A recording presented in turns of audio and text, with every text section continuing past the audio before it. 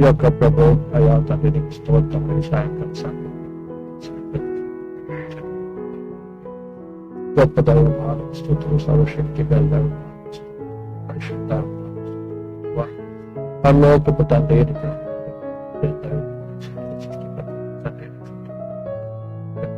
Thank you Jesus of Nazareth father. కళ్ళు మూసినట్లయితే ప్రార్థన చేసుకుని సాయంకాలం స్తోత్రం తండ్రి మహోన్నతుడా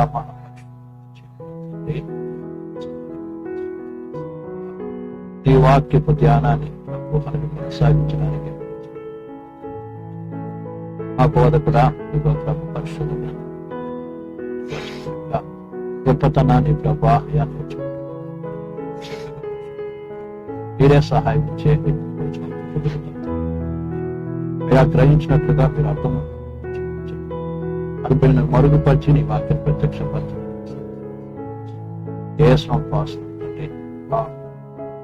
దేవుని పరిశుద్ధ నామములో యేసుక్రీస్తు నామములో వందనాలు చెల్లిస్తున్నాను. మనము మరి పరిశుద్ధ గ్రంథము యొక్క మరి వచనము వాక్యం యొక్క గొప్పతనాన్ని గురించి అలాగే దాని చేయు కార్యాల గురించి ప్రియమైన పిల్లారా మనం నేర్చుకుంటూ వస్తున్నాం. మరి గతించినటువంటి వారంలో మనము ప్రియమైన పిల్లారా దేవుని వాక్యము చేసేటువంటి కార్యాల గురించి మనం నేర్చుకుంటూ వస్తున్నాం. ప్రియులారా మరి పోయిన వారంలో ఏమేమి నేర్చుకున్నాం చెప్పగలరా? మరి పోయిన వారంలో ఏ ఏ విషయాలను నేర్చుకున్నాం? దేవుని వాక్యం మనలో ఏమేమి కార్యం చేస్తుందో చెప్పండి ఒకసారి. పోయిన వారంలో దేవుని వాక్యము మనలో జరిగిస్తున్నటువంటి కార్యాల గురించి ప్రియులారా మనం నేర్చుకుంటూ వచ్చాం. ఎలా గుర్తుందా? వింటుమవుతుందా? నాకు అందరు మీ అందరి స్వరం వినబడుతుందా?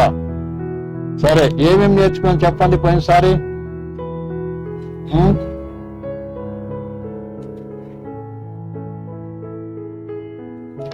ఉన్నారా లేరా? చెప్పండి. పోయిన వారంలో మనము దేవుని వాక్యము చేసేటువంటి కార్యాల గురించి మనం నేర్చుకుంటున్నాం కదా. మరి ఏమేం జరిగిస్తా దేవుని వాక్యము మన జీవితంలో కావచ్చు, మానవుల జీవితంలో కావచ్చు జరిగించేటువంటి కార్యం.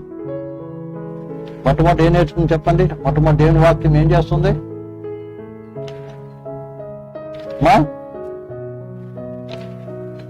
చెప్పండి. దేవుని వాక్యము విన్నప్పుడు మనలో లేకుంటే మనుషులో చేసేటువంటి కార్యాలు ఏం చేస్తుంది? మొట్టమొదట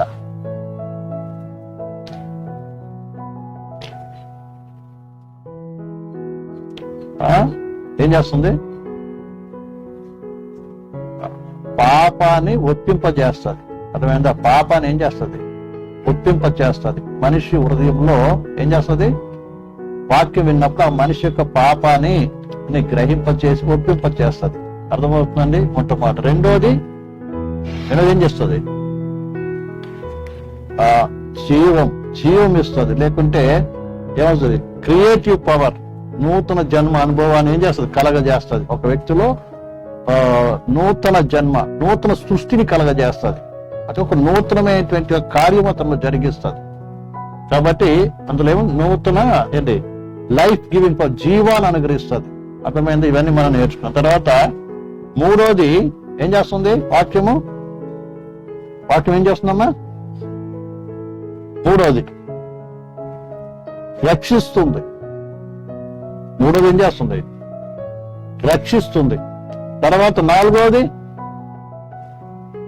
ఏం చేస్తుంది? చెప్పండి. మిగతా వాళ్ళు కూడా చెప్పాలి. అందరూ వినబడుతుంది అందరికీ. దీపిక కావచ్చు, దివ్య కావచ్చు, ఎవరెవరు ఉన్నారు? దివ్యులా చెప్పండి. ఈరోజు ఎవరు కొత్త వాళ్ళు వచ్చిన? స్రవంతి. ఎవరన్నా స్రవంతి? ఎస్తేరా? మరి స్రవంతి బైపీసీ అని ఉంది మరి ఇందులో పేరు. సరే చెప్పండి. నాలుగోది ఏం చేస్తుంది? ఆ వాక్యం మీద ఆధారపడి చేస్తుంది. అంటే విశ్వాసాన్ని కలగజేస్తుంది. అర్థమవుతుందా? మళ్ళీ ఏం కలుగజేస్తుంది? ముందు రక్షణ కలుగజేస్తుంది, తర్వాత విశ్వాసాన్ని కలుగజేస్తుంది, తర్వాత ఐదోది మనకి చేస్తుంది ఆ వెలుగులాగా మనకి దీపంలాగా పనిచేస్తుంది. తర్వాత ఆరోది జయ జీవితం, జయించే విశ్వాసం ఇస్తుంది, జయించే విశ్వాసాన్ని కలగజేస్తుంది. తర్వాత ఏడోది మనల్ని నీళ్ళలాగా ఏం చేస్తుంది? మనల్ని శుభ్రపరుస్తుంది, క్లీన్స్. ఇప్పుడు ఎనిమిదవది క్షేమావృద్ధి కలగజేస్తుంది. ఎనిమిదవది ఏం చేస్తుంది? లేకుంటే మనల్ని కడుతుంది, మన జీవితాలను కడుతుంది. దేవుని వాక్యం it builds up, character of building up. లేకుంటే మన వ్యక్తిత్వాన్ని నిర్మాణం చేస్తుంది. దేవుని వాక్యం ఏం చేస్తుందంటే మన వ్యక్తిత్వాన్ని ఏం చేస్తుంది? వ్యక్తిత్వాన్ని ఏం చేస్తుంది? కడుతుంది, మన జీవితాన్ని కడుతుంది. అపోస్తుల కార్యములో 20:32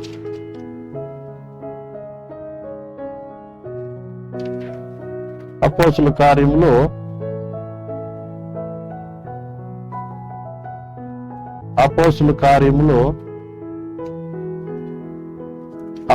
కార్యములో 20వ అధ్యాయము 32వ వచనం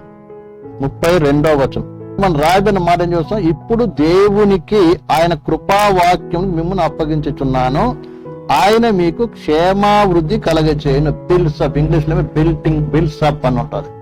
అంటే మన క్షేమవృద్ధి అంటే ఆత్మీయ జీవితాన్ని ఏం చేసి కడుతుంది.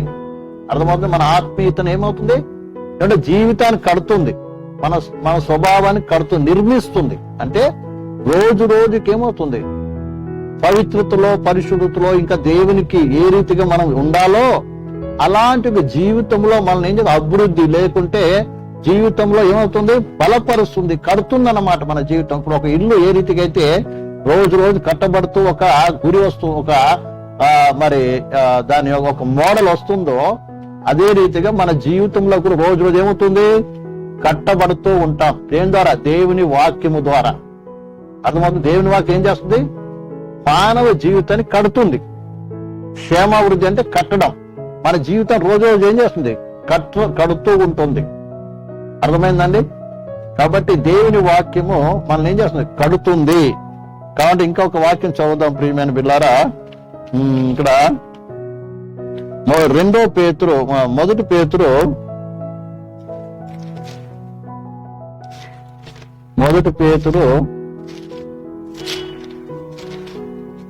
2:3 నుంచి చదువుతాను. 2:3 కొత్తగా జన్మించిన శిశువు పోలిన వారై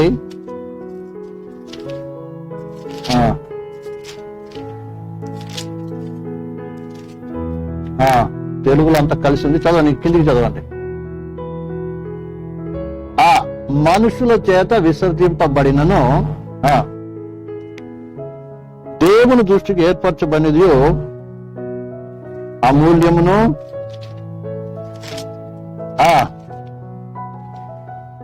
ప్రభువునకు వచ్చిన వారై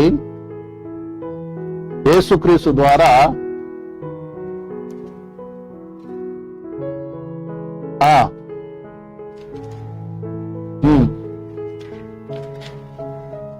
సజీవమైన రాళ్ళవలే ఉండి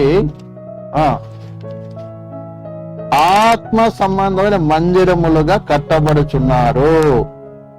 అర్థమైందండి? ఏమంటారు? దేవుని వాక్యం ఏం చేస్తుంది? మనల్ని కడుతుంది. ఇప్పుడు చూడండి, మనము మారు మనసు పొందాం, బ్యాప్టిజం పొందాం. బ్యాప్టిజం పొందగానే అయిపోయిందా మన పని? అర్థమవుతుందండి? ఒక వ్యక్తి, మీరందరూ కూడా మారు మనసు పొంది బ్యాప్టిజం పొందారు. బ్యాప్టిజం పొందగానే అయిపోయిందా? కాలేదు.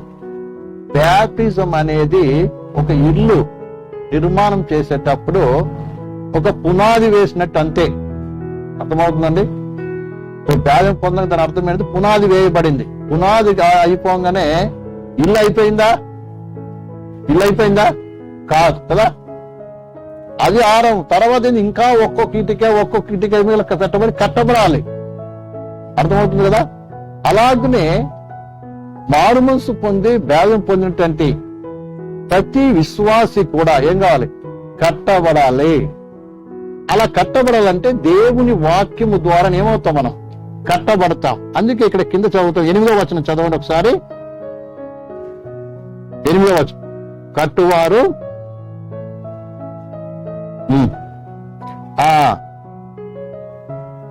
చాలు. ఇక్కడ కట్టువారు ఏం చేయాలండి? ఇప్పుడు నీ జీవితం కట్టబడాలి. బాప్టిజం పొందావు. బాప్టిజం పొందినట్టు నీవేం కావాలి? యేసు ప్రభు స్వరూపంలో యేసు ప్రభు లాగా నువ్వేం చేయాలి? మార్చబడాలి. యేసు ప్రభు స్థాయికి నువ్వేం చేయాలి? ఎదగాలి, అభివృద్ధి పరచబడాలి. అలా అభివృద్ధి పరచబడాలంటే నువ్వేం చేయాలి? రోజు రోజు కట్టబడాలి. ఎలాగా? వాక్యానికి విధేయులమై కట్టబడాలి. ఇక్కడంతా చాలా మంది ఏం చేస్తున్నారమ్మా? 8వ వచనంలో కట్టువారు వాక్యమునకు అవిధేయులే తొట్టిల్లుచున్నారు. అవిధేయ చూపించావనుకున్న ఇల్లు ఎప్పుడు కట్టబడదు. ఇప్పుడు అర్థమవుతుందండి. నువ్వు రోజు దేవుని వాక్యం చదువుతుంటాం కదా. దేవుని వాక్యం చదువుతున్నాం, అలాగే దేవుని వాక్యం వింటున్నాం. అర్థమవుతుందండి. అనేక రకాల ఉపదేశములు వింటున్నాం కదా. అపోస్తులు, ప్రవక్తలు, బోధకుల ద్వారా వింటున్నాం, బైబిల్ చదువుతున్నాం. ఎన్నో రకాలుగా దేవుని వాక్యం మన దగ్గరికి వస్తుంది, మనతో మాట్లాడుతుంది. నువ్వు ఈ రీతిగా ఉండాలి, ఈ రీతిగా నువ్వు మార్పు చెందాలి, ఇది విడిచిపెట్టాలి, ఇది ఇలా నడవాలి, ఈ గుణలక్షణం కలిగి ఉండాలి అని దేవుని వాక్యము ఏమవుతుంది? మీతో మాట్లాడుతూ వస్తుంది కదా. అలా మాట్లాడుతూ వస్తున్నప్పుడు నువ్వేం చేయాలి తెలుసా? దానికి విధేయత చూపించాలి. అర్థమవుతుందండి. ఏం కావాలి? విధేయత. అవును, ఈ రీతిగా నేను నడుచుకుంటాను, ఈ రీతిగా నేను ముందుకు అడుగులు వేస్తాను, ఇది నేను విడిచిపెడతాను, ఈ రీతిగా నేను ఉంటాను అని ఏం చేయాలి? నువ్వు ఏం చేయాలి? విధేయత చూపించాలి. విధేయత అంటే లోబట్టం. దేవుని వాక్యానికి ఏం చేయాలి? నువ్వు లోబడాలి. లోబడినప్పుడు అప్పుడు నీ జీవితం కట్టబడతా ఉంటుంది. అంటే నీలో మార్పు కనబడుతుంటది. ఒక ఇల్లు కట్టేటప్పుడు ఒక్కొక్క ఇటుక ఏమవుతుంది? పెట్టబడుతూ ఉంటుంది. అర్థమైందా? అలా పెడుతూ ఉంటే ఏమవుతుంది? మెల్లి గోడలు లేస్తూ ఉంటుంది. చూసేవారికి కూడా ఏమవుతుంది? మార్పు కనబడతా ఉంటుంది. అబ్బా, ఇల్లు లేస్తుంది అని మనకు కనబడినట్టుగానే నువ్వు ఎప్పుడైతే దేవుడు నీతో మాట్లాడుతున్నప్పుడు ఏం చేయాలి? ఆ వాక్యానికి విధేయత చూపించాలి. విధేయత చూపించినప్పుడు నీ జీవితం ఏమవుతుంది? మార్చబడుతుంది. నీ జీవితంలో రోజు ఏం చేస్తుంది? ఏమవుతుంది? ఆత్మీయంగా నువ్వు అభివృద్ధి పొందుతావు, ఆత్మ సంబంధంగా నువ్వు కట్టబడతావు. అప్పుడు దేవుని పరిశుద్ధాత్మ ఏమవుతుంది? నీవు నివసిస్తుంటుంది. దేవుడు నివసిస్తాడు. నువ్వు కట్టబడేది ఎవరి కొరకు? దేవుని కొరకు. అందుకే ముందు చదివాం కదా ఇక్కడ పైన 5వ వచనంలో, యేసుక్రీస్తు ద్వారా దేవునికి అనుకూలమగు ఆత్మ సంబంధమైన బలు అర్పించేందుకు పరిశుద్ధ యాజకులు ఉండుటకు మీరు సజీవమైన రాళ్ల వలె. ఏం రాయబడింది ఇక్కడ? మీరు సజీవమైన రాళ్ల వలె నుండి ఆత్మ సంబంధమైన మందిరములు కట్టబడుతున్నారు. ఒక మందిరం కట్టాలంటే చూడండి, పూర్వకాలంలో ప్రియులారా, పాత నిబంధన కాలంలో ప్రియులారా, దేవుడు మోషేకి ఆజ్ఞాపించేమని ఆయన నివసించుట కొరకు ఏం కావాలి? ఒక మందిరాన్ని కట్టమన్నాడు కదా. ఆ మందిరం ఎలా కట్టబడిందో మీకు అందరికి తెలుసు. అర్థమైందండి. దేవుడు ఒక్క దాని విషయంలో, అర్థమైంది, ప్రతి చిన్న విషయం మొదలుతో పెద్ద విషయం వరకు కూడా అన్ని ప్రభువే చెప్పాడు కదా. దానికి తెరలు ఇలా ఉండాలి, మందసం ఇలా చేయాలి, బలిపీఠం ఇలా చేయాలి, దీపసం ఇలా చేయాలి, దానికి తెరలు ఇలా చేయాలి, దానికి రంధ్రాలు ఇట్లా పెట్టాలి, దానికి తాళ్ళు ఇలా చేయాలి అని ఏం చేశాడు దేవుడు? అన్ని చెప్పాడు. మీరు కావాలి నిర్గమకాండం 25 నుంచి చదవండి, వెళ్ళిన తర్వాత మీకు టైం తీసుకొని ప్రియమైన పిల్లారా. అందులో ప్రతి విషయం దేవుడు ఎలా చెప్పాడో అలా అన్ని విషయాలు చెప్పాడు. చెప్పినట్టుగానే మరి అదే ఆది కాండము, నిర్గమకాండము 35, 36, 37 తర్వాత 40 వరకు చూసినట్లయితే మోషే ఏం చేశాడు తెలుసా? దేవుడు ఎలా చెప్తే అలా కట్టాడంట. చివరికి 45 చూస్తాము. ప్రియమారా, మోషే దేవుడు చెప్పినట్టుగా చేశాడని ఉంది. చూడండి ఒకసారి మనం అందరం కూడా తీసి చదువుదాం ప్రియమారా. నిర్గమకాండము చివరి అధ్యాయం. నిర్గమకాండము చివరి అధ్యాయం. నిర్గమకాండము ప్రియమైన పిల్లారా చివరి అధ్యాయం.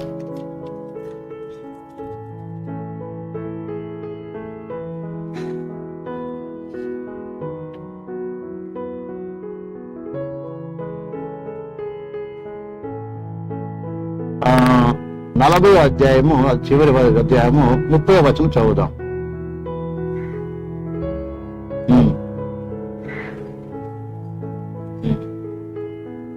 ఇక్కడ అమ్మ 17 నుంచి చదువుదాం. 17 నుంచి చదువుదాం. 17 నుంచి చదవండి.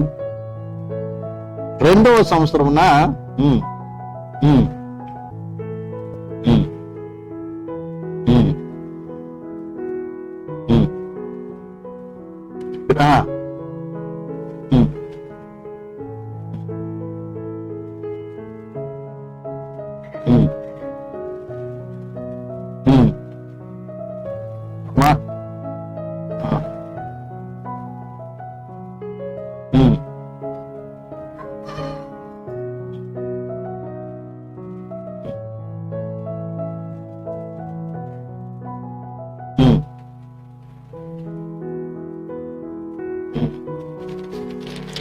చాలండి.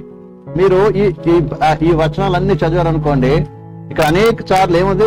యెహోవా మోషేకి ఆజ్ఞాపించినట్లు చేసెను, యెహోవా మోషేకి ఆజ్ఞాపించినట్లు చేసెను, యెహోవా మోషేకి ఆజ్ఞాపించినట్లు చేసెను అన్న మాట మనకు కనబడుతుంటారు. అర్థమైందండి?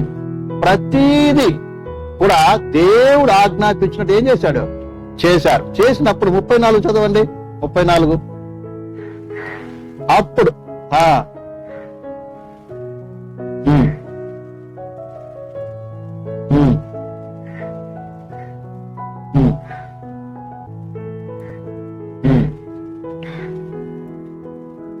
చాలండి. ఇక్కడ ఒక భౌతిక సంబంధమైనటువంటి దేవుని మందిరాన్ని కడుతున్నప్పుడే మోషే తన సొంతంగా ఏ ఆలోచన కూడా చేయలేదు, తను అనుకున్నట్టు ఏది చేయలేదు.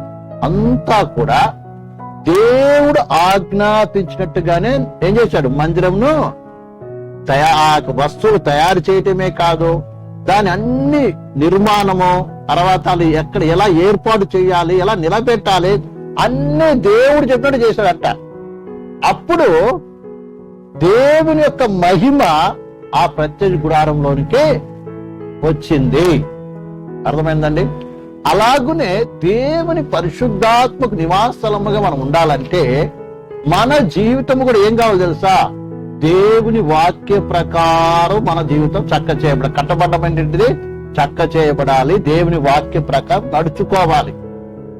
అప్పుడు దేవుని ఆత్మ వచ్చి నివాసం చేస్తుంది మనలోనికి. కాబట్టి రక్షణ పొందినటువంటి మనం అందరము కూడా, రక్షణ పొందిన మీరందరూ కూడా ఏం కావాలి?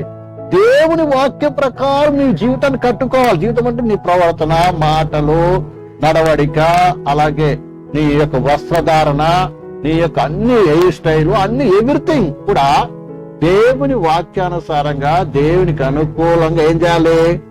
ఉంటేనే ఏమవుతుందో తెలుసా ప్రియమైన పిల్లారా? దేవుడు వచ్చి నీలో నివాసం చేస్తాడు. దేవుడు నీతో పాటు ఉంటాడు, నీలో ఉంటాడు, నడిపిస్తాడు.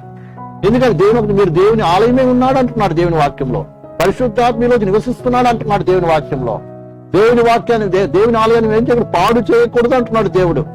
కాబట్టి ప్రియమైన సహోదరి సోదరులారా, మనం ఏం కావాలి తెలుసా? మనం కట్టబడాలి. అలా కట్టాలంటే దేవుని వాక్యం నేను కడుతుంది. దేవుని వాక్యం నేను కట్టాలంటే ప్రేమ ఏం చేయాలంటే నీవు దేవుని వాక్యానికి ఏం కావాలి?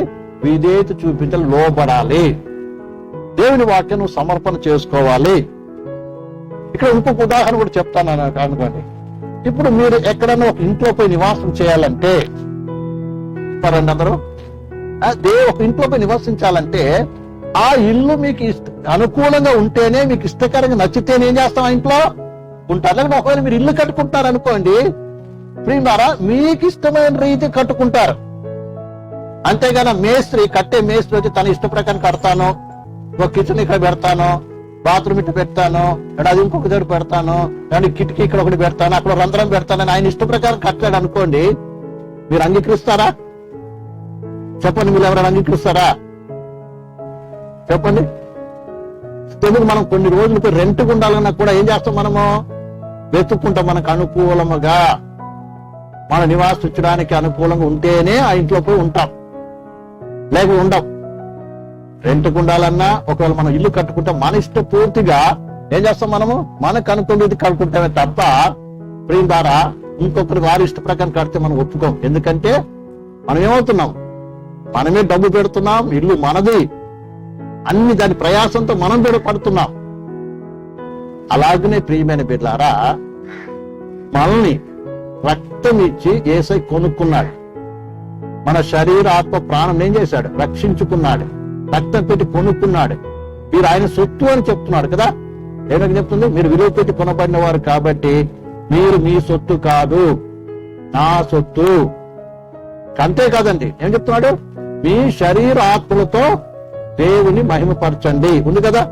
ఎక్కడ చదువు తెలుసు నాకు వాక్యం. 2 కొరింథీయుల పత్రిక 6వ అధ్యాయంలో చదువుతాం కదా. మీ దేహముతో కూడా మహిమపరచాలంట. ఒకసారి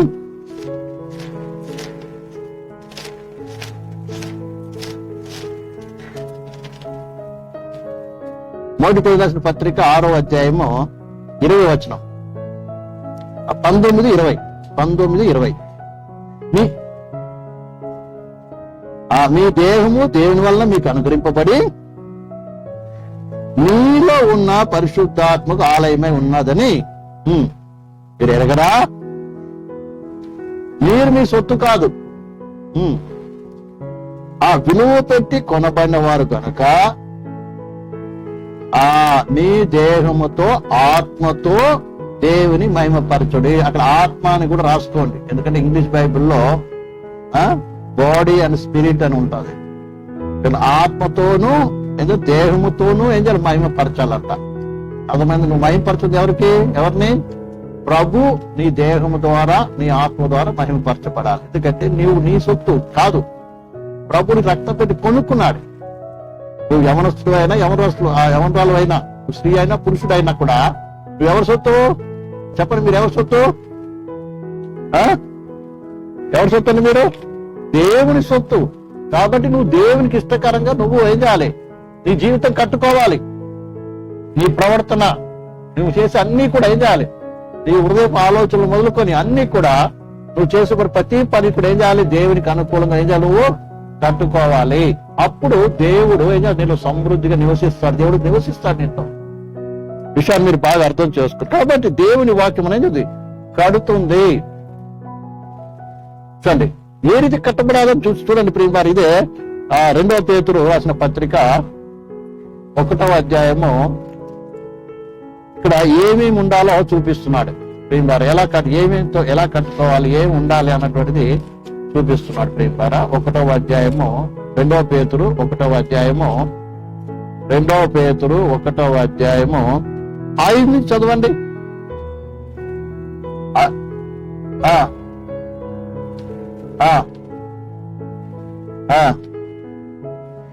ఆ ఏతు చేతనంట మీ మట్టుకు మీరు ఏం చేయండి? మీ మట్టుకు మీరు పూర్ణ జాగ్రత్త గలవారి ఉండండి. అంటే మీ మట్టుకు మీరు పూర్ణ జాగ్రత్త ఏం చేయండి? మీ జీవితాన్ని చక్కగా కట్టుకోండి అని అర్థమా? ఏంటంటే మొట్టమొదటి ఏం కావాలి? విశ్వాసం కావాలి. ఆ సద్గుణంతో పాటు ఏం కావాలి? ఆ సద్గుణంతో పాటు చూడండి, మీరు వినండి నా మాట జాగ్రత్తగా. ఇప్పుడు దేవుని మీద విశ్వాసం ఉంచారు, మంచిదే. ఈ పునాది మీద విశ్వాసం అనే ఒక రాయి పెట్టారనుకుందాం. ఒక ఇల్లు కట్టారు, ఒక రాయి గోడ. ఆ యొక్క రాయితో పాటు ఇంకేం కావాలి? విశ్వాసంతో పాటు అంట సద్గుణము. సద్గుణం అంటే ఏంటిది? సద్గుణం అంటే ఏంటిదని చెప్పండి. మంచి గుణాలు కలిగి ఉండాలి. మీకు తెలుసు కదా, మంచిదేదో చెడేదో మనకు బాగా తెలుసు కదా. సహజంగానే ఏది మంచిదో ఏది చెడదో మనకు బాగా తెలుసు. ఇంకోటి దేవుని పిల్లలు మనకి ఏది మంచిదో చెడో చూపించడానికి మన బైబిల్ గ్రంథం ఉంది, సేవకులు ఉన్నారు, తల్లిదండ్రులు ఉన్నారు. అర్థమైందండి?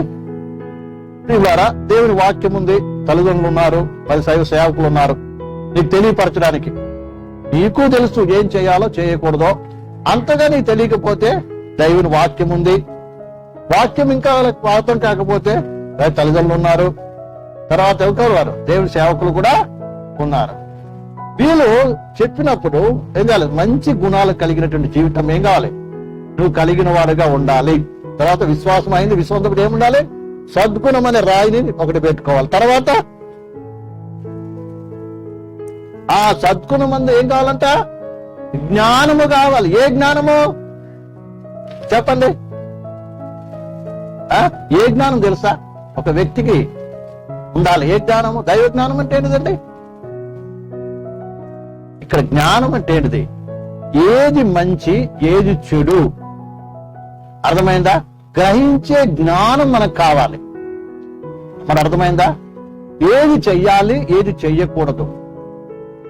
జ్ఞానం అంటే అర్థం ఏంటంటే ఏది చెయ్యాలి, ఏది చెయ్యకూడదు, ఏది మంచిది, ఏది చెడు, ఏది రాంగ్, ఏది రైట్, ఇది తెలుసుకొని ఉండాలి. అదంటే అసలు జ్ఞానం అంటే ఏంటంటే అది. అందుకే మంచి చెడులను వివేచించగల జ్ఞానేంద్రములు కలిగిన వాడుగా ఉండాలంటున్నారు దేవుని వాక్యం. అర్థమవుతుందా? ముఖ్యంగా ఎవరు మీరు ఏం కావాలి, ఏది చెయ్యాలి, ఏది చేయకూడదు తెలియకపోతే అడిగి తెలుసుకోవాలి. అంతేగాని ప్రేమ ద్వారా. కాబట్టి జ్ఞానము కావాలి. విశ్వాసము, మంచితనం ఉంటే సరిపోదు. ఏం కావాలి? జ్ఞానము కూడా కావాలి. ఆ తర్వాత ఆ జ్ఞానమందు ఏం కావాలంట? ఆశా నిగ్రహము. ఇది ఒక రాయిలాగా. అదేదా ఇప్పుడు గోడ కట్టేటప్పుడు దేవుని వాక్యం మనకి ఎలా కట్టుకోవాలి, ఏమేమి నీకు ఉండాలి, ఏమేమి ఉండకూడదు అని నేర్పిస్తుంది. ఇక్కడ నువ్వు కట్టుకోవడానికి ఏం కలిగి ఉండాలంట? మొట్టమొదటి విశ్వాసం, దేవుని పట్ల విశ్వాసం, దేవుని వాక్యం పట్ల విశ్వాసం. ప్రియమైన బిడ్డలారా, మరి అలాగే దేవుని చిత్తం పట్ల విశ్వాసం, నువ్వు కలిగిన వారికి విశ్వాసం. తర్వాత ఏంటంటే విశ్వాసంతో పాటు ఏం కావాలి? ఆ ప్రేమ ద్వారా ఆ సద్గుణం, మంచి గుణం.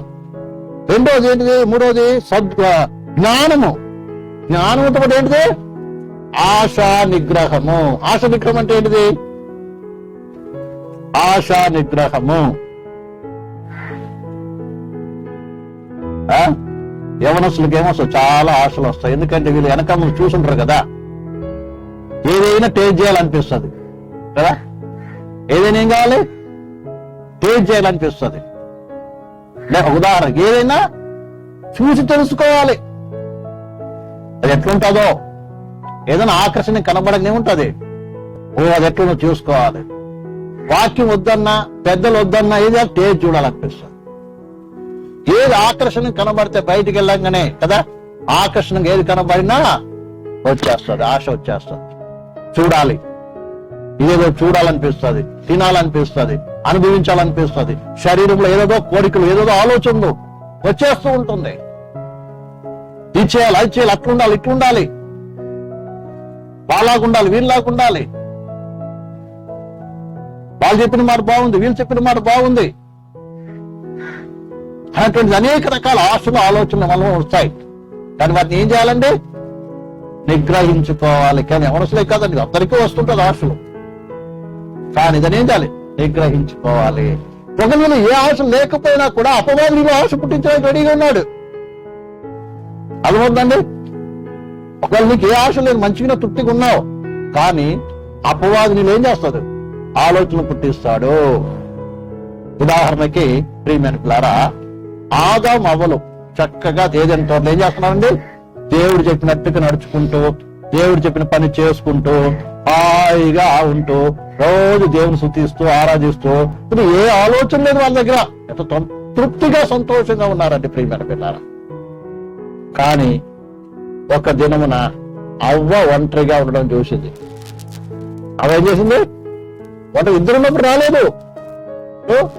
ఇక్కడ ఎక్కువ మనలో ప్రియులారా చెడు ఆలోచనలు కావచ్చు, చెడు కోరికలు కావచ్చు, లేకపోతే ఏ ఆశలైనా కావచ్చు, ఎప్పుడు వస్తుంది అంటే ఒంటరిగా ఉన్నప్పుడు వస్తాయి. ఒంటరిగా ఉన్నప్పుడు వస్తుంది. కానీ ఏ పని లేకుండా ఉట్టి కూర్చొని ఉంటారు చూడండి. కానీ కొంతమంది మంచం ఎక్కేస్తారు కదా, నిద్ర రాకపోయినా మంచంలో పడుకుంటారు కదా, టైం దొరకదు పడుకుంటారు. అప్పుడు ఒంటరిగా ఉన్నది వస్తుంది. ఎన్నెన్నో ఆలోచనలు, ఎన్నెన్నో తలంపులు కదా. మీకు ఏ ఆలోచన వస్తున్నాయి మీకు తెలుసు, ఏ కోరికలు వస్తున్నాయి మీకు తెలుసు. ఎవరి ఆలోచన, ఎవరి కోరిక వాళ్ళకి తెలుసు. లేకుంటే సైతాన్ కూడా ఏదో అది ఇది చూపిస్తా ఉంటాడు. ఇవాళ మీ దగ్గర సెల్ ఫోన్ ఉంది కదా, రోజు సెల్ ఫోన్ తో పొద్దునే సాయం దాకా ముఖ్యంగా చదువుకునే పిల్లలు గడుపుతున్నారు కదా. ఏమంటే ఆన్లైన్ గేమ్, ఆన్లైన్ ఏంది, ఆన్లైన్ క్లాసులు కదా, ఆన్లైన్ కదా. ఆ పైన ఆన్లైన్ నడుస్తూనే ఉంటుంది. మీరేం చేస్తుంటారు? నిజంగా చూస్తున్నారా? ఆన్లైనే క్లాసే చూస్తున్నారు, వేరే ఏం చూడలేదా? ఏదో రకంగా ఎక్కడికో వెళ్ళిపోతుంటారు. అర్థమవుతుంది కదా. అంతేనా కదా అని చెప్పి మనకు తప్ప గొప్ప ఎక్కడికి వెళ్ళిపోతుంటారు. ఆ ఎక్కడికో పోయినప్పుడు ఏం చేస్తుంది? లేనిపోయినవన్నీ చూపిస్తుంది. అర్థమైందా? లేనిపోయినవన్నీ చూపిస్తారు. ఏమనిపిస్తుంది? ఇక్కడ క్లాస్ వినకపోయినా, అర్థమైందండి, క్లాస్ వినకపోయినా ఏం చూస్తారు? ఆవిడ చూసుకుంటూ కూర్చుంటారు. అలా కొన్నిసార్లు పాపంలో కూడా మిమ్మల్ని ఏం చేస్తుంది? దించేస్తుంది. రకరకాలుగా. ప్రియమైన పిల్లలు, ఈ విషయాన్ని మీరు అందరూ కూడా బాగా గమనించాలి. కాబట్టి ఇల్లు ఆశని నిగ్రహించుకోవాలి. సైతాన్ మనలో పుడుతున్న అనేక రకాల కోరికలు, ఇచ్చులు, ఆలోచనలు ఏం చేస్తుంది? ఒక లేకపోయినా మనల్ని ఏం చేస్తుంది? చూపించి వాళ్ళని ఆ రీతిగా కోరికలు మళ్ళీ పుట్టిస్తుంది. అందుకే ఎపిసిలో కూడా ఒక చక్కటి మాట రాయబడింది. అది కూడా మీకు చూసిన తర్వాత నేను ముందుకు వెళ్తాను. చెప్తారా? ఎపిసి రాసిన పత్రిక 2వ అధ్యాయము 2:2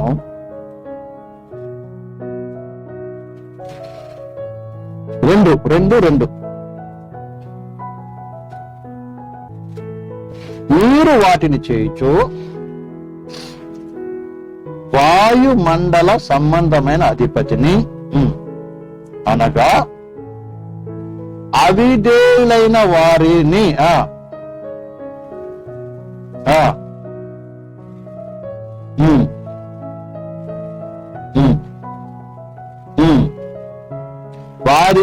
వారితో కలిసి మనమందరము శరీరం యొక్కయో మనసు యొక్కయో కోరిక నెరవేర్చుకొనుచో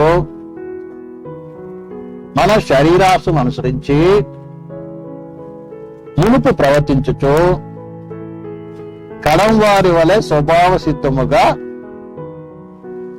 దైవోగ్రతకు పాత్రులమై ఉంటిమి. ఇక్కడ మనం జాగ్రత్త చదివితే దురాత్ముల యొక్క సమూహము ఎవరైతే అవిధేయులు అవుతారో, అవిధేయులు అంటే ఎవరిదైతే దేవుడు చెప్తున్నాడో అది చేయక ఏం కాదు లోబడిని పెట్టేవారు. నువ్వు ఎప్పుడైతే లోబడకుండా పక్కకు జరుగుతావో వెంటనే ఎవరు వస్తారు? అపవాది వచ్చేస్తాడు నీ దగ్గరికి. అపవాది నిన్ను ప్రేరేపించి ఏం చేస్తుంది? శరీరం యొక్క కోరికలు, మనసు యొక్క కోరికలు. మనసులో కొన్ని కోరికలు ఉంటాయి, శరీరం కొన్ని కోరుకుంటారు. అర్థమైందా? మనసు కొన్ని కోరుకుంటుంది, శరీరం కూడా కొన్ని కోరుకుంటుంది. అర్థమైందా? ఆ కోరికలు నెరవేర్చడానికి ఏం చేస్తావు? నువ్వు ప్రయత్నం చేస్తావు. అర్థమైందండి? కాబట్టి ఇలాంటి కోరికలు, ఇలాంటి ఆశలు ఏం చేయాలి? నువ్వు నిగ్రహించుకోవాలి. ఆశ నిగ్రహము అంటే నా అద్దు ఇంతవరకే, నేను ఇదే చేస్తా తప్ప ఇంకా వేరే చేయడానికి వీల్లేదు. నేనెవరిని? దేవుని బిడ్డని. దేవుడు నివసిస్తున్నాడు కాబట్టి నేను దేవుని వాక్యానికి మాత్రమే విధేయత చూపించాలి అని ఒక యవనస్తుడు ఎవరలేగాలి. దేవుని వాక్యానికి విధేయత చూపించాలి. చూపించినప్పుడే నువ్వు కట్టబడతావు. అర్థమవుతుందండి? అందుకని మన పేతులు చదువుకునేది చాలా మంది దేవునికి అవిధేయులై తొట్టిల్లుతున్నారంట. కట్టువారు దేవుని వాక్యానికి ఏం చేస్తున్నారు? అవిధేయులై కట్టుతున్నారు, తొట్టిల్లుతున్నారు. క్షమించాలి, కడుతున్నారు. అవిధేయులు ఏమవుతున్నారంట? తొట్టిల్లుతున్నారంట, పడిపోతున్నారు. చాలా మంది తొట్టిల్లుతూ ఉంటారు. అదే వాక్యం విన్నప్పుడు ఏం చేస్తాం? ఇలాగే ఉంటాం అనుకుంటారు. అవతల పోగానే సైతాన్ ఆకర్షించిన కొన్ని కోరికలు, కొన్ని ఆశలు రాగానే ఏం చేస్తాం? పోయింటారా? వెంటనే అటు వెళ్ళిపోతారు నిగ్రహించుకోలేక. వెంటనే ఆ పెట్టబడి రాయం పడిపోతుంది. అలా చాలా మంది రక్షణ పొంది కూడా జీవితంలో కట్టబడకుండా, జీవితంలో మార్పు లేకుండా, జీవితంలో దేవునికి దగ్గర కాకుండా ఎంతో మంది ఉంటున్నారు. కాబట్టి ప్రేమ ఏం కాదు తెలుసా? కట్టబడాలి, దేవుని వాక్యానికి విధేయత చూపించాలి.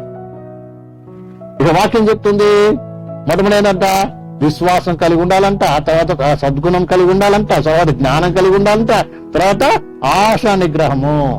ఆశ నిగ్రహంతో పాటు ఏం కావాలంట? సహనము. సహనం అంటే ఓపిక కావాలి, తొందరపాటు పనికి రాదు. అదేందా ఓపిక కావాలి. కొంతమందికి యవనస్తులకు చెప్తే కోపం వచ్చేస్తుంది వెంటనే. అది చేయకూడదు, ఇది చెయ్యాలి, ఇట్లా ఉండాలి, అట్లా ఉండాలి, కొంచెం ఆగమని. అట్లా కాదు, వెంటనే కోపం వచ్చేస్తుంది. ఎప్పుడు చూడు అదొద్దు ఇదొద్దు అంటారు, నేనే తప్పు చేస్తున్నాను అన్నట్టుగా మాట్లాడుతుంటారు. పిల్లలు సహనము కావాలి, ఓర్పు కావాలి. తర్వాత ఇంకేందంట? సహనంతో పాటు ఏం కావాలమ్మా? భక్తి. భక్తి అంటే ఏంటిది?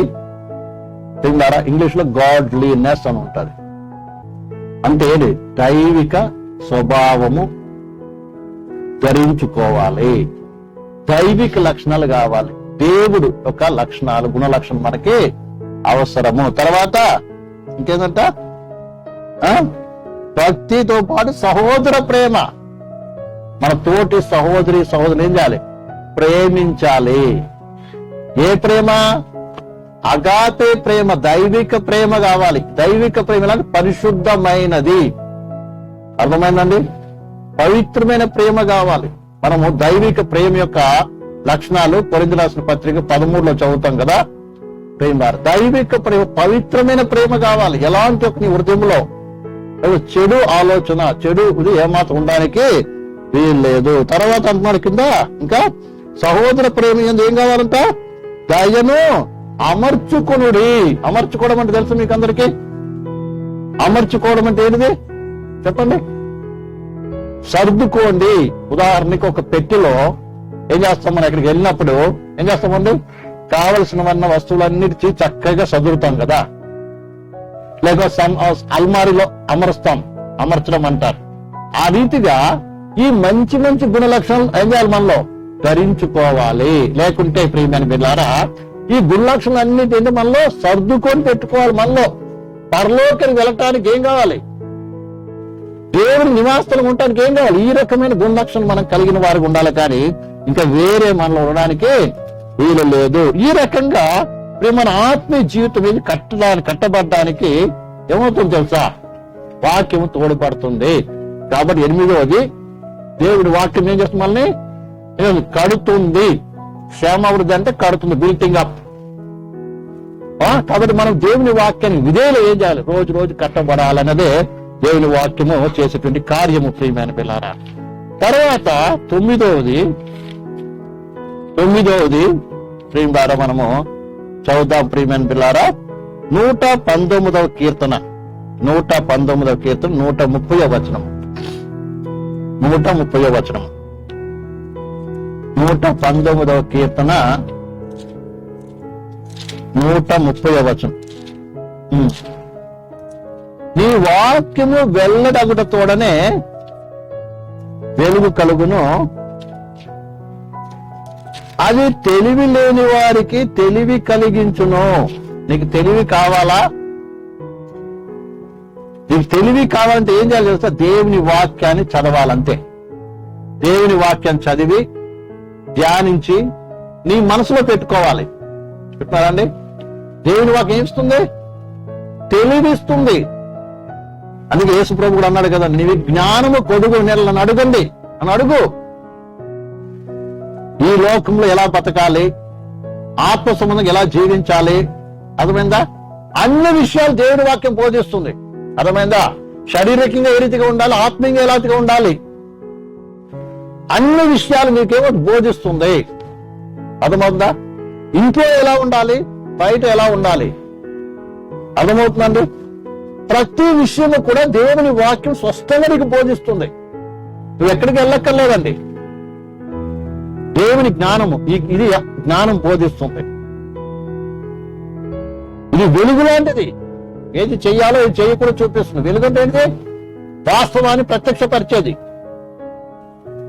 ఏది వాస్తవమో అది చెప్పు. దీని గురించి మనం నేర్చుకున్నాం చూడండి. దేవుని వాక్యం మీద స్పష్టమైనది, నిర్మలమైనది, పవిత్రమైనది, స్ఫటికము లాంటిది, దాని కల్తీ లేనిటువంటిది.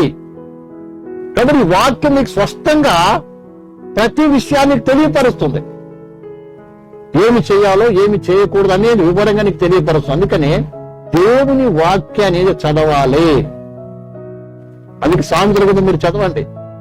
సామెతల గ్రంథం మొత్తం వాటు మీకు ఏం చేయాలి? మంచి బైహాడ్ వచ్చి ఉండాలి. అర్థమైందండి? సామెత చక్కగా అది యవనస్తుల కొరకే రాయబడింది. అందుకే మీరు ఇంకా వాచం కంఠంతో వచ్చేస్తే బాగా మంచిది. ప్రేమినారు ఏది? సామెతల గ్రంథం. అది మీ జీవితాలకి ఈ లోకంలో ఎలా బ్రతకాలో నేర్పిస్తుంది. ఎవరితో స్నేహం చేయాలి, ఎవరితో జాగ్రత్తగా ఉండాలి, ఎవరితో మరి ఏం చేయాలి, మనం ఎలా ఉండాలి, ఇతరులతో ఎలా వ్యవహరించాలి, అన్ని కూడా దేవుని వాక్యం మనకు స్పష్టంగా తెలియపరుస్తుంది. అందుకే కీర్తనలు అంటాడు చూడండి ప్రియం వారు, ఇంకా ఇదే 1997 చదవండి, 97 నీ ధర్మశాస్త్రము నాకెంతో ప్రియముగా ఉన్నది.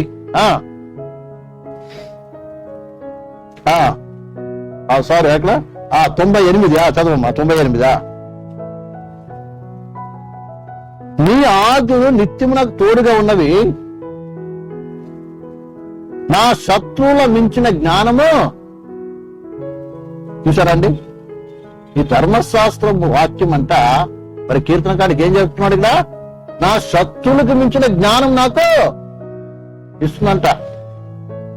అందుకే నిన్ను శత్రువు ఏమీ చేయలేడు. కారణం ఏది?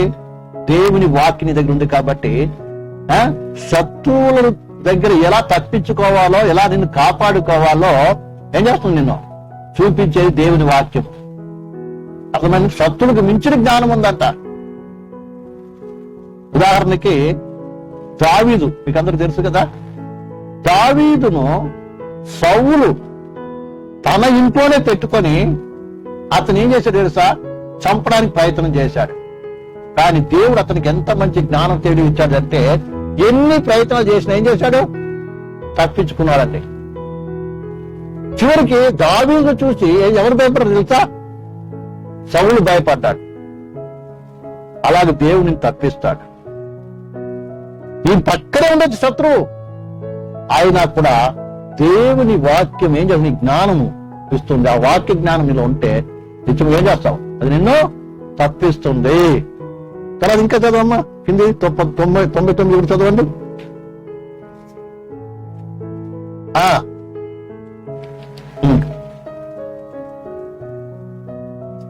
ఏంటంట? నీ శాస్త్రం మీద ధ్యానించుచున్నాను. దేవుని వాక్యాన్ని ఎప్పుడు ధ్యానిస్తున్నాడు కాబట్టి బోధల కంటే కూడా అదే జ్ఞానం ఇచ్చాడంటే దేవుడు అతనికి. అవును ప్రేమ, మీరు దివారాత్రులు దేవుని వాక్యం ధ్యానించండి, మాకంటే ఎక్కువ మీకు తెలుస్తుంది. అర్థమవుతుందండి? మాకు నేర్పించే స్థాయి కూడా మీరు ఎదగలరు. తెలుసా మీకు అందరికీ? ఇప్పుడు దేవుని వాక్యాన్ని మీరేం ధ్యానించినప్పుడు, దేవుని వాక్యాన్ని మీరు చదివినప్పుడు, దివారాతు ధ్యానించినప్పుడు, చెప్పాం కదా ప్రేమ వాక్యం రాయబడింది దివారాతు ధ్యానించడం ధన్యుడని. దాన్ని చదవడం, ఇక ధ్యానించడం, పరిశీలన చేయటం, ఇవన్నీ చేసినప్పుడు ఏమవుతుంది? ఇక్కడ కీర్తన ఉన్నాడు, బోధకుల కంటే నాకు జ్ఞానం ఉన్నది ఎక్కువ అంటుంది. తర్వాత నీ ఉపదేశం నేను లక్ష్యము చేయుచున్నాను, వృద్ధుల కంటే నాకు విశేష జ్ఞానము కలదు. చూడండి ఎంత జ్ఞానం! శత్రువుల కంటే అది జ్ఞానం నీకు దొరుకుతుంది, బోధకుల కంటే అది జ్ఞానం దొరుకుతుంది. ఇప్పుడు తర్వాత అంటే ఎవరికి? వృద్ధుల కంటే కూడా అది జ్ఞానం దొరుకుతుంది. ఇంత గొప్ప జ్ఞానం దేవునికి ఇస్తారు. ప్రియమైన సహోదరుడు, ఈ విషయం బాగా అర్థం చేసుకోవాలి. దేవుని వాక్యం నీకు జ్ఞానాన్ని ఇస్తుంది. దేవుని వాక్యంలో జ్ఞానం ఇస్తుంది, జ్ఞానం నీలో కలగజేస్తుంది. ఆ జ్ఞానం కావాలంటే ఏం చెయ్యి? నువ్వు ప్రార్థన చెయ్యి, బైబిల్ గ్రంథాన్ని చదువు రోజు కూడా. ప్రేమారా, మనం ఎన్నో డిగ్రీలు చదువుతున్నాం. ఆ డిగ్రీలు దేనికి ఉపయోగపడుతుంది? కేవలం ప్రేమారా నేను ఉద్యోగం సంపాదించి, డబ్బు సంపాదించి ఈ లోకంలో మన పొట్ట పోసుకోవడానికి, మనము తిండి కొరకే.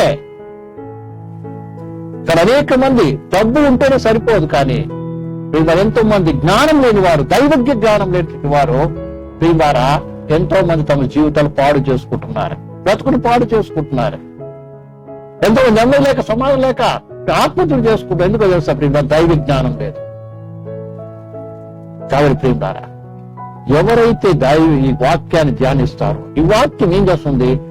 ఎవరైతే విశ్వసించి దాన్ని నమ్మి చదువుతూ ధ్యానిస్తూ దాన్ని పాటిస్తారో వారికి ఏం చేస్తుంది? ఎంతో గొప్ప జ్ఞానం కలగజేస్తుంది. వాడు ఈ లోకంలో ఎంతో గొప్పవాడికి ఎంచబడతాడు. ప్రేమిస్తారా? దావీదు, శబ్దక్, మేషక్, అబ్దేనెగో, యోసేపులు దేవుని మాట మీద విశ్వసించారు, దైవ వాక్యం మీద విశ్వసించారు, దేవుని వాక్యాన్ని ధ్యానించారు. అందుకే వారు గొప్ప జ్ఞానవంతులుగా మార్చబడ్డారు. వారు దేశాన్ని పరిపాలన చేశారు. దేవుని ప్రేమ ద్వారా చదువుకునే జ్ఞానం కాదు, వాళ్ళు పిహెచ్డీ చేయలేదు, యూనివర్సిటీ స్టడీ చేయలేదు, ఆక్స్ఫర్డ్కి వెళ్ళలేదు. ఇంకా ప్రపంచ ప్రఖ్యాతి కానీ పెద్ద పెద్ద యొక్క ఆక్స్ఫర్డ్ యూనివర్సిటీలో చదువుకోలేదు. కానీ వాళ్ళంతా కూడా ఏమైనా పరిశుద్ధ గ్రంథం, ఏ యూనివర్సిటీకి కూడా ఎదుట దానికంటే మించినటువంటి జ్ఞానము ఈ పరిశుద్ధ గ్రంథం మీకు బోధిస్తుంది. విషయాన్ని ప్రతి ఒక్కరు కూడా బాగా అర్థము చేసుకోవాలి. కాబట్టి ప్రియమైన పిల్లారా, బైబిల్ వాక్యం ఏం చేస్తుంది? జ్ఞానం ఇస్తుంది, నీకు జ్ఞానం ఇస్తుంది. తర్వాత పదోది తీయండారా, 1 యోహాను రాసిన పత్రిక 5వ అధ్యాయం 13వ వచనం చదువుతాం. 5:13.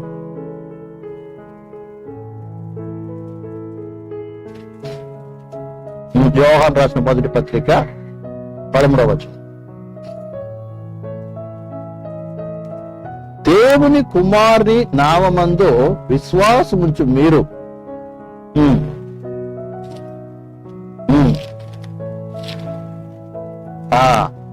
ఈ రాయబడినటి ఈ మాటలు, దేవుని మాటలు ఏముంది? నిత్య జీవముంది. ఎవరైతే ఈ మాటను వింటారో, ఈ మాటను ధ్యానిస్తారో వారికి నిత్య జీవం ఇస్తుంది. పదవది ఏం చేస్తుంది? దేవుని వాక్యము ప్రియులారా నిత్య జీవం ఇస్తుంది. అది యోహాను సువార్త కూడా చదువుదాం. యోహాను సువార్త 20వ అధ్యాయము, యోహాను సువార్త 20వ అధ్యాయము లాస్ట్ వచనం చదవండి. 20వ అధ్యాయం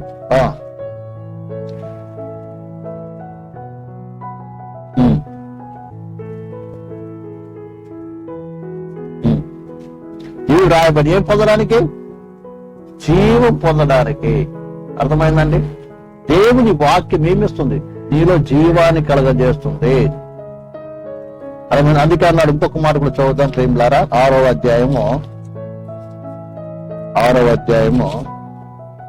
63వ వచనం. 6:63. ఆత్మే జీవింపచేయుచున్నది, శరీరము కేవలం నిష్ప్రయోజనము. నేను మీతో చెప్పి ఉన్న మాటలు ఆత్మయు జీవమై ఉన్నది. దేవుని వాక్యము ఏం చేస్తుంది? జీవము కలగజేస్తుంది. దేవునికి నీ గొప్ప సంబంధాన్ని ఏర్పాటు చేస్తుంది. నువ్వు జీవించేవాడిగా, జీవించడానిగా చేస్తుంది. విషయాన్ని ప్రతి ఒక్కరు కూడా బాగా అర్థం చేసుకోవాలండి. తర్వాత ప్రియమైన పిల్లారా, దేవుని వాక్యము 11వది కీర్తన గ్రంథము 85:8. 85:8. 5 నిమిషం.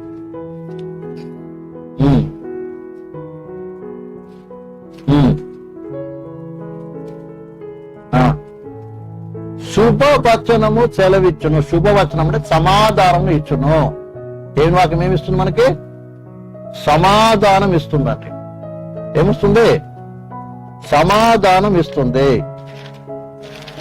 నీలో సమాధానం, ఎవరైతే దేవుని వాక్యం వింటారో వాళ్ళు ఏం కాదు, సమాధానం కలగజేస్తుంది.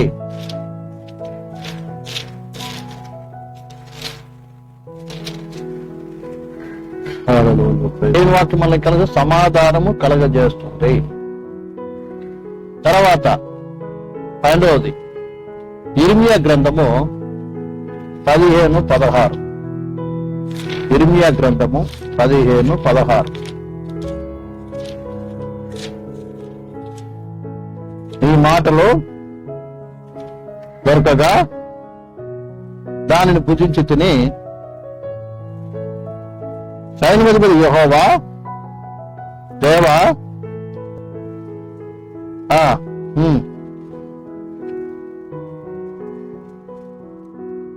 ఆ దేవుని వాక్యం ఎప్పుడైతే మనము విని నడుచుకుంటామో ప్రియమైన పిల్లారా, మనకేం కలుగుతుంది? సంతోషం కలగజేస్తుంది. అంటారండి. దేవుని వాక్యం వల్ల ఏం కలగజేస్తుంది? నీకు సంతోషం లేదనుకో ప్రియమైన పిల్లారా, దేవుని వాక్యం చదువు, అది ఎంతో గొప్ప సంతోషం కలగజేస్తుంది. అన్నాడు, నీ మాటలు నాకు దొరకగా నేను దేనేం చేశాను తెలిసినట్టుంది, నేను దాన్ని భుజించుతూనే. ఎంత చక్కగా చెప్తున్నాడు అండి, నీ మాటలకు దొరికింది నేను తినేశాను, నేను అంటే రిసీవ్ చేసుకున్నాను, అది నా మనసులో దాచుకున్నాను. కాబట్టి ఏంటి సంతోషం కలగ చెప్ప, ఆ దేవుడు నాతో ఇంత మంచి మాట మాట్లాడాడు.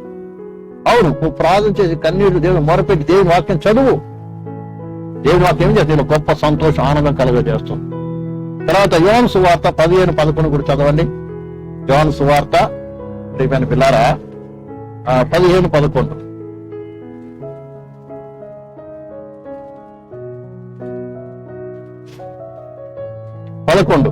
యోహాను సువార్త, జాన్ ద గాస్పెల్ చాప్టర్ 15:11. మీ యందు నా సంతోషం ఉండవలనని, మీ సంతోషం పరిపూర్ణ కావాలని దేవుడు ఎప్పుడైతే ఆయనతో చెప్పాడు, ప్రభు అంటున్నాడు నా సంతోషం మీకు ఉండాలని నేను ఈ మాటలు చెప్తున్నాను. దేవుని మాటలు విన్నప్పుడు దేవుని మరి నీకు ఏం చేస్తుంది, నువ్వు రిసీవ్ చేసుకున్నప్పుడు ఇలా గొప్ప సంతోషం కలగజేస్తున్నాడు. విషయాన్ని మర్చిపోకూడదు. అందుకే ఇంకో చోట అన్నాడు కదా, మనం కీర్తన 1వ అధ్యాయం చదువుతాం కదా, ధర్మశాస్త్రమందు ఆనందించుతూ దివారాత్రములు ధ్యానించువాడు ధన్యుడు. దేనిలో సంతోషించాలంట, ధర్మశాస్త్రం సంతోషించాలంట. ఎందుకంటే అందులో గొప్ప సంతోషం ఉంది మనకి. అర్థమైందా? గేమ్స్ లో మనకి సంతోషం దొరకదు. అర్థమైందా? ఇక వీడియోలు అవి జోక్స్ గీక్స్ కూడా చూస్తుంటాం కదా మనకి. ద్వారా అందులో సంతోషం ఆ సంతోషం కాదటి. అర్థమైందా? సెల్ఫీలు తీసుకుంటా ఉంటారు రకరకాలుగా, అది సంతోషపడుతుంటారు. ఆ సంతోషం కాదండి. చాలా మంది సెల్ఫీలు తీసుకొని ఏం చేస్తుంటారు, వాట్సాప్లలో ఫేస్బుక్లలో అక్కడ ఇక్కడ షేర్ చేస్తుంటారు. అదే చాట్ అంట, చిట్ చాట్, అది ఇదిలో కదా. లైక్ కొట్టకపోతే ఏమవుతుంది, బాధ వచ్చేస్తుంది కదా. చేస్తున్నాం మీరు అలాంటి పనులు ఎవరన్నా?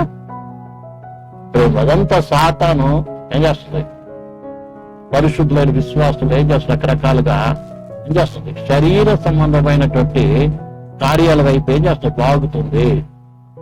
దాని ఎందుకు మనం సంతోషించవలసింది, దేవుని వాక్యం మనం సంతోషించాలి.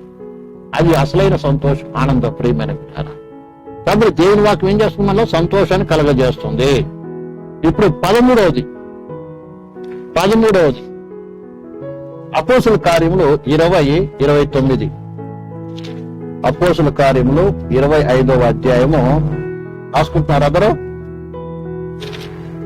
అపోస్తుల కార్యంలో 20వ అధ్యాయము 29వ వచనం.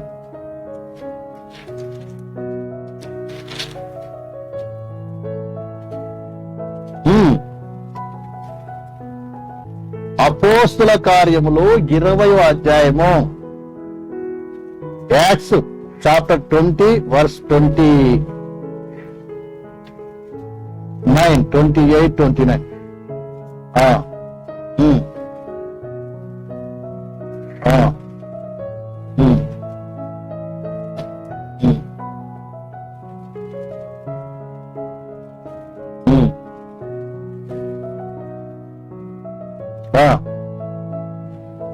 మీలోనే నెట్ ప్రాబ్లం అనుకుంటే వినపట్లేదు, నేను చదువుతా వినండి.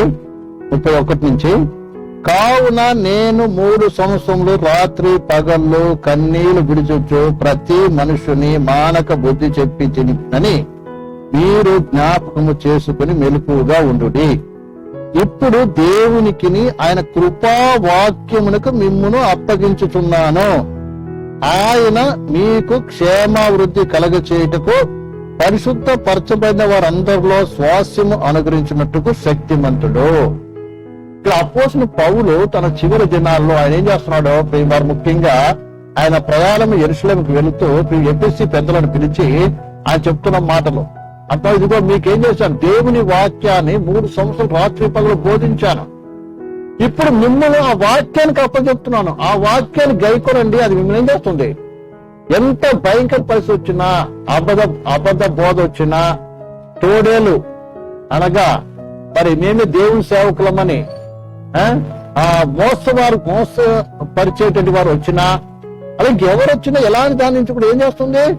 నేను చెప్పినటువంటి మీకు తెలియపరిచినటువంటి ఈ వాక్యానికి మిమ్మల్ని అప్పగిస్తుంటాడు. ఈ వాక్యం ఏం చేస్తుంది? మిమ్మల్ని కాపాడుతుంది. అర్థమైందండి? 13వ విషయం ఏంటంటే, దేవుని వాక్యము నిన్ను కాపాడుతుంది. నశించిపోకుండా, తప్పిపోకుండా, అపవాది ఊరిలో పడిపోకుండా నిన్ను కాపాడుతుంది దేవుని వాక్యము. అర్థమైందా? The word of God protects us, అంటే మనల్ని కాపాడుతుంది. దేవుని వాక్యం ఏం చేస్తుందండి? మనల్ని కాపాడుతుంది. తప్పిపోకుండా, నశించిపోకుండా, అర్థమవుతుందండి? దారి తప్పిపోకుండా, మోసపోకుండా ఎవరు కాపాడుతున్నారు చెప్పండి? దేవుని వాక్యం కాపాడుతుంది. అందుకని దేవుని వాక్యం నువ్వేం చేయాలి? బాగా మనసులో పెట్టుకోవాలి. ఏది సత్యమైన బోధ, ఏది అబద్ధం బోధ. ఇవాళ రేపు ఎన్నో రకాల బోధలు వస్తున్నాయండి. ముఖ్యంగా యవ్వనస్తులను ఆకర్షించే బోధలు వస్తున్నాయి. అర్థమైందండి? ఎంజాయ్ చేయాలని కదా, మనము దావీదులాగా నాట్యం చేయాలని, లేకుంటే దేవుడు మన పాపాల కొరకు ఆయన చనిపోయాడు కాబట్టి మనం చేయాలని, ఇప్పుడు ఎలా జీవించినా పర్వాలేదు, ఇంకా ఇలా రకరకాల ఉపదేశాలు ఈ దినాల్లో వస్తుంది ఉంది. ప్రేమ ద్వారా ముఖ్య యవనస్తులను ఏం చేస్తుంది? ఆకర్షిస్తుంది. మీరు చాలా మంది చూసినట్లయితే డాన్సులు చేసే చోట, అర్థమైందండి, ఈ పెద్ద పెద్ద డెకరేషన్స్ తో పాటు పెద్ద పెద్ద చర్చిలు ఏముంటాయి? లైటింగ్స్ పెట్టుకొని ఈవినింగ్ డాన్స్ పాటలు ఒక క్లబ్ లో ప్రియమైన పిల్లగా ఉండేటట్టుగా ఏముంది? ఒక సినిమా థియేటర్ వల్లే కొన్ని సంఘాలు తయారైనాయి. ప్రియమైన అక్కడ ఎక్కువ మంది ఎవరు? యవ్వనస్తులే కనపడతారు. ఎవరు ఎలాగైనా జీవించవచ్చు, ధ్యానం చేయొచ్చు. ప్రేమ ద్వారా మీరు చూస్తుంటారు. ప్రేమ ద్వారా ఎంతమంది చూసారు? జబరాజ్ అని ఒక తమిళనాడులో ఉన్నాడు. అంత యవ్వనస్తులే. కొంతమంది స్టేజ్ మీద సినిమా పాటలే పాడుతున్నారు. ఇక్కడ అలాంటి సంఘాలు చూసినట్లయితే ప్రేమ ద్వారా అందరూ ఉన్నారు యవ్వనస్తులు. కానీ వాక్య ప్రకారం నీకు వాక్యం తెలుసుంటే, ఉపదేశం తెలిసినట్లయితే ప్రేమ ద్వారా దేవుని వాక్యం తెలుసుంటే ఏం చేస్తాం? నువ్వు కాపాడు. అది తప్పు, అది అబద్ధము. దేవుడు అంటే భయముతో భక్తితో ఆరాధించేటువంటి స్థలము. దైవ భక్తిని బోధించేది, భయము భక్తిని బోధించేది, మర్యాదను బోధించేది, ఒక క్రమాన్ని బోధించేది. అది లోక సమయమైనది కాదు. ఇవన్నీ ఇప్పుడు దైవ లేఖనంగా మనకు రాయబడింది. కాబట్టి ఇలాంటి తప్పుడు బోధనకి ఏం చేస్తాం? దేవుని వాక్యం మనల్ని కాపాడుతుంది. దేవుని వాక్యం మనల్ని కాపాడుతుంది. చూడండి ప్రేమ తర్వాత ప్రేమ ద్వారా ఇదే 2వ తిమోతి 3వ అధ్యాయం 13-15 చదువుదాం. 2వ తిమోతి 3వ అధ్యాయము 13 నుంచి నేను ముగిస్తాను. ప్రేమ ద్వారా ఒక 2 నిమిషాల్లో అయిపోతుంది.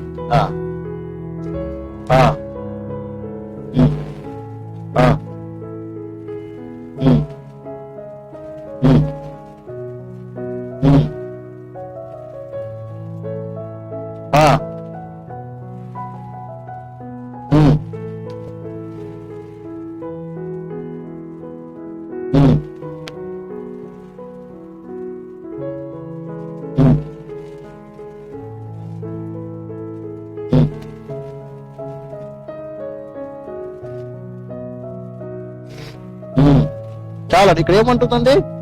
నీకు రక్షణార్థమైన జ్ఞానము కలగజేస్తుంది. ఇది నాకు చదువుకున్న రక్షణ జ్ఞానం అని. తర్వాత ఏం చేస్తుందంటే ఈ లేఖనాన్ని నువ్వేం చేయాలి? బాగా ఎరిగిన వాడికి ఉండాలి. ఇక్కడ రాయపడి ఏంటంటే ఇక్కడ క్రీస్తు యేసును నుంచవలసిన విశ్వాసము ద్వారా శక్తి గల పరిశుద్ధ లేఖనమును బాల్యము నుండి ఏం కావాలంట? ఇక్కడ తిమోతి బాగా చిన్నప్పటి నుంచే నేర్చుకున్నాడంట. అర్థమవుతుంది? చాలా మంది యవనస్తులు చూడండి, మన సంఘంలో ఎంతో మంది యవనస్తులు ఉన్నారు కదా ద్వారా. మరి ఈ వాక్యం నేర్చుకోవడానికి ఎంతమంది ఇష్టపడుతున్నారండి? మీరు కూడా నిజంగా నేను దేవుని వాక్యం నేర్చుకోవాలి, దేవుని తెలుసుకోవాలి, ఇంకా నేను విశ్వాసంలో పెరగాలి, పరిశుద్ధంగా జీవించాలి అని హృదయపూర్వకంగా ప్రేమ ద్వారా ఆసక్తితో ఏం చేయాలి? నేర్చుకున్నట్లయితే ఈ వాక్యం ఏమవుతుంది? ఉపయోగకరంగా ఉంటుంది. ఇక్కడ మళ్ళీ పాస్టర్ గారు ఏమైనా అడుగుతారు, లేకుంటే ఏమన్నా తిడతారు, లేకుంటే తల్లిదండ్రులు ఏమన్నా అంటారు, కంపల్సరీ ఆ ఉద్దేశంతో కాదు. హృదయపూర్వకం. ఇక్కడ తిమోతి చిన్నతరం నుంచి ఏం చేస్తాడట? చదవడక్కడ ఏముంది? బాల్యం నుండి ఏం చేస్తున్నాడండి? ఏం ఎరుగును? పరిశుద్ధ లేఖనాలు ఎరుగును. అంటే దేవుని వాక్యం బాగా తెలుసుకున్నాడు. అందుకే ముఖ్య యవ్వనస్తులు బాగా దేవుని వాక్యం తెలుసుకోవాలి.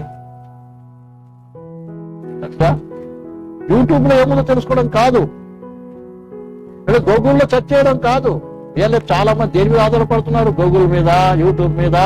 ఏదన్నా సమాచారం కాబట్టి వెంటనే దాన్ని వెతికి అది నిజమో అబద్ధమో కూడా తెలియదు కొంతమందికి. దాన్ని నమ్మేస్తారు. వాళ్ళది వ్యూవర్స్ పెంచుకోవడానికి, ఇంకేదో చేసుకోవడానికి ఎన్నెన్నో కథలు చెప్పుకుంటూ వస్తారు. ఈ కథను తెలుసుకోండి. ఈ పరిశుద్ధ లేఖనాలు ఏం చేస్తుంది? కాపాడుతుంది. ఇక్కడ నుంచి ద్వారా నీక రక్షణ కోల్పోకుండా ఏం చేస్తుంది? నిన్ను కాపాడుతుంది. అదే మొట్టమొదటి ఏంటిది? అబద్ధ బోధ నుంచి, తోడేల నుంచి ఏం చేస్తుంది? ఈ వాక్యం నిన్ను కాపాడుతుంది. రెండోది రక్షణ కోల్పోకుండా నిన్ను కాపాడుతుంది ఈ యొక్క వాక్యము. తర్వాత ఇక్కడ 119 కీర్తన ప్రియమైన బిడ్డలారా, 119:11. 119:11 నేను ముగిస్తాను ప్రేమ ద్వారా 2-3 నిమిషాల్లో. చదవండి. నేను నీ ఎదుట పాపము చేయకున్నట్లు నా హృదయంలో నీ వాక్యమును ఉంచుకొని ఉన్నాను. పాపము చేయకుండా ఈ వాక్యం నిన్ను కాపాడుతుంది. తెలుసా? వాక్యం అనేవి కాపాడేది దేవుని వాక్యము. నువ్వు ఎక్కడైనా ఉండు, దేవుని వాక్యం నీ హృదయంలో ఉంచుకొని ఉన్నట్లయితే ఈ వాక్యం ఏం చేస్తుంది? పాపము చేయకుండా నిన్ను కాపాడుతుంది. వాక్యం హృదయం లేకపోతే ఏమో ఈజీగా పడిపోతాం. అర్థమైందా? ఈ విషయాన్ని బాగా అర్థం చేసుకోవాలి. అన్నాడు, నేను నీ ఎదుట పాపము చేయకున్నట్లు నా హృదయంలో నీ వాక్యమును ఉంచుకొని ఉన్నాను. దేవుని వాక్యం నిన్ను కాపాడేది, రక్షించేది. అర్థమైందా? దొంగ బోధకుల నుంచి రక్షణ కోల్పోకుండా, అర్థమైందండి, తర్వాత పాపం చేయకుండా నిన్ను కాపాడేది దేవుని యొక్క వాక్యము. ఈ సత్యాన్ని మర్చిపోకూడదు. అందుకని దేవుని వాక్యం నీ హృదయంలో ఉండాలి.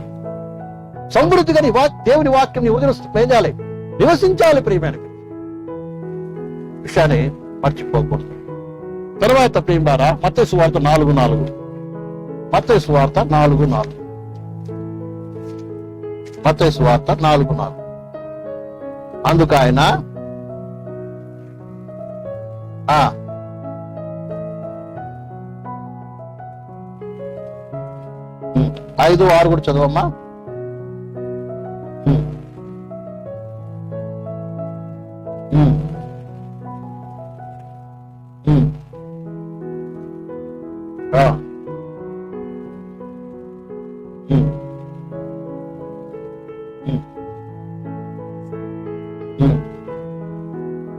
చాలా ఇక్కడ జరిగిన సంఘటన అని అందరూ తెలుసు, బాగా చదివి ఉన్నారు, అనేక విన్నారు.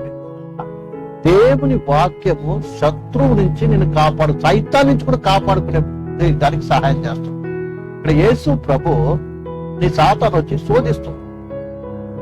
వ్యక్తిగతంగా ప్రియమైన పిల్లారా, అంటే దేవుని వాక్యం చెప్పి మరి ఏం చేస్తుంది? శోధిస్తుంది, పడగొట్టాలని చూస్తుంది. కానీ యేసు ప్రభు దేని ద్వారా జయించాడు? వాక్యము ద్వారా జయించాడు. కాబట్టి ఈ యొక్క వాక్యము నిన్ను శత్రువైన సాతాను చేతిలో నుంచి, సాతానుకు శోధన చేస్తాడు, కాపాడుతుంది. కాబట్టి ప్రియమైన 13వది, దేవుని వాక్యం అనేది ప్రొటెక్ట్ చేస్తుంది, అంటే కాపాడుతుంది, కాస్తుంది నిన్ను. ఎందుకు నుంచి? అబద్ధ బోధకుల నుంచి, అబద్ధ ప్రవక్త నుంచి, అబద్ధ సేవకుల నుంచి, మోసగాల నుంచి, మోసం బోధ నుంచి. తర్వాత ఏం చేస్తుంది? రక్షణ కోల్పోకుండా, తర్వాత పాపము చేయకుండా, అలా అపవాది నుంచి కూడా ఏమవుతుంది? నిన్ను కాపాడుతుంది దేవుని వాక్యము. ఇది దేవుని వాక్యం చేసే పని ప్రియమైన. చివరిగా ప్రియమైన క్లారా 2వ తిమోతి 3:15 చదువుకొని ప్రియమైన ముగించుకుందాం. ప్రియమైన 14వది 2వ తిమోతి 3:15 చదువుకున్నాం కదా, మళ్ళీ చదువుతా వాక్యం. 2 తిమోతి 3:15.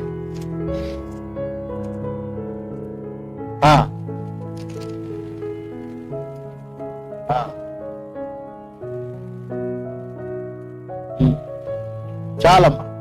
ఇక్కడ రాయబడిన రక్షణార్థమైన జ్ఞానము కలగజేస్తుంది. రక్షణ పొందిన నీలో దినదినము కూడా రక్షణ సంబంధించిన జ్ఞానం పొందుకోవాలంటే ఏం చేయాలి? ఎదగాలి. ఎదగడానికి ఏం చేస్తుంది? రక్షణకి విషయంలో జ్ఞానాన్ని నీకు ఇస్తుంది. రక్షణ అంటే ఏంటిది? రక్షణ కొరకు దేవుడు ఏ కార్యం చేస్తాడు? పెద్ద విషయం. రక్షణ ఎలా దొరికింది? ఈ రక్షణ ఎలా కాపాడుకోవాలి? ఇవన్నీ కూడా ఏం చేస్తుంది? నేర్పిస్తుంది. రక్షణ గురించిన జ్ఞానం ఇస్తుంది. చాలా మంది పరిశుద్ధ వచనాలకు వాక్యం చదవరు కాబట్టి రక్షణకు విలువను తెలుసుకోలేని స్థితిలో ఉన్నారు. చాలా మంది విశ్వాసులు దేవుని వాక్యానికి ఏం లేదు, విలువనివ్వరు, దాన్ని చదవరు. ఏమో మారు మనసు పొందాం, రక్షణ పొందాము, బ్యాప్టిజం పొందాం, చర్చికి వెళ్తున్నాం. ప్రియమైన పిల్లారా, రక్షణ పొందాం, రక్షణ ఏం జరిగి ఎదగాలి. పేతురు మొదటి పత్రిక 2వ వచనం చదువుతాం కదా, రక్షణ విషయం ఎదగాలని. ఎదగడమే కాదు, రక్షణ గురించి జ్ఞానం పొందుకోవాలంట. కాబట్టి మీరు రక్షణ అనే సబ్జెక్ట్ గురించి కూడా యూట్యూబ్ లో ఉంది, దాన్ని ఒకసారి వినండి మొదటి నుంచి కూడా. ప్రియులారా, పూర్తి కాకపోయినా కొంచెం మట్టుకు రక్షణ విషయంలో ప్రియులారా జరుగుతుంది. మొదటి రోజు రాసిన పత్రిక 2వ అధ్యాయము ప్రియులారా 4వ వచనం చదవండి. 2:4.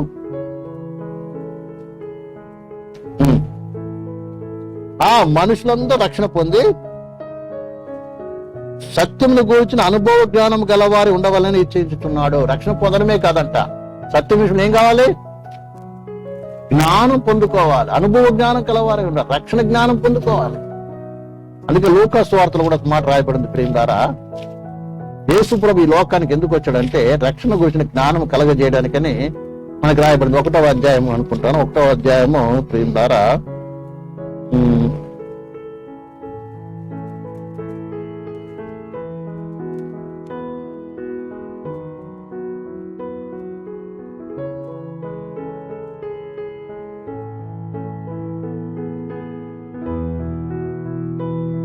1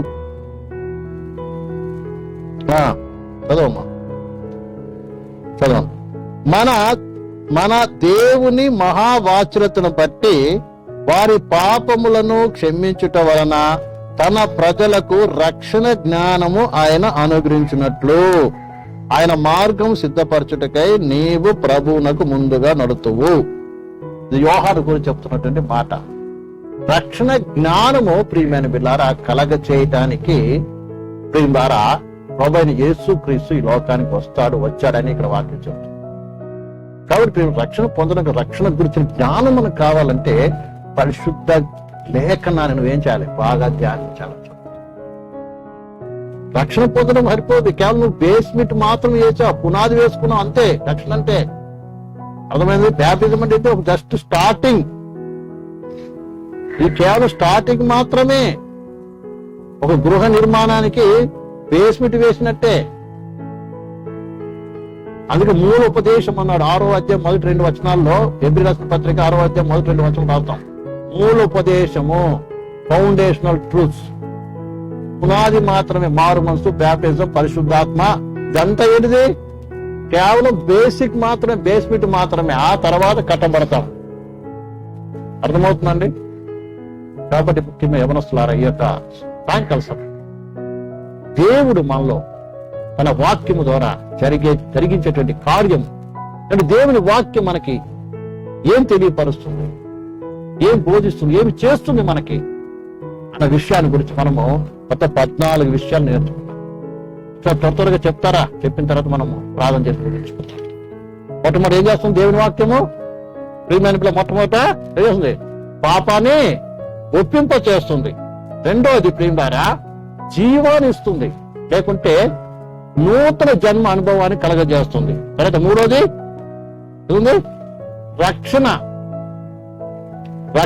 రక్షింపబడ్డానికి విశ్వాసం మనలో కలగజేస్తుంది. మూడోది ఏంది? విశ్వాసముతో ప్రార్థించడానికి, విశ్వాసం ఎదురు చూడటానికి ఏం చేస్తుంది? దేవుని వాక్యం మనకి బోధిస్తుంది. ఐదవది దేవుని వాక్యం ఏం చేస్తుందా? ఏమవుతుంది? వెలుగులాగా, దీపంలాగా మనకి పని చేస్తుంది. ఆరవది విజయం ఇస్తుంది, జయించే విశ్వాసం మనకి కలగజేస్తుంది. ఏడవది నీళ్ళలాగా మనని శుభ్రపరుస్తుంది. తర్వాత 8